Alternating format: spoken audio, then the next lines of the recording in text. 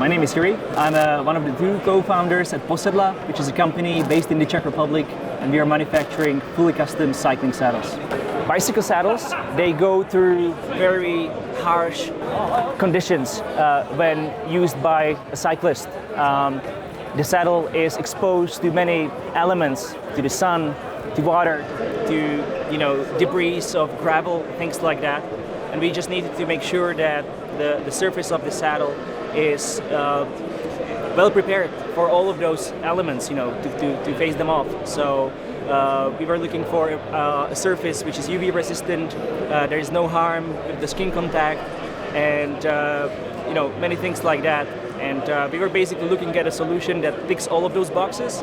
And with AMT, we were able to achieve that. So our saddles are printed on an industrial 3D printer from HP. We use the HP 5200. We use a flexible material called TPU Ultrasynth from BASF, which, when it comes out of the printer, it's raw, unprotected.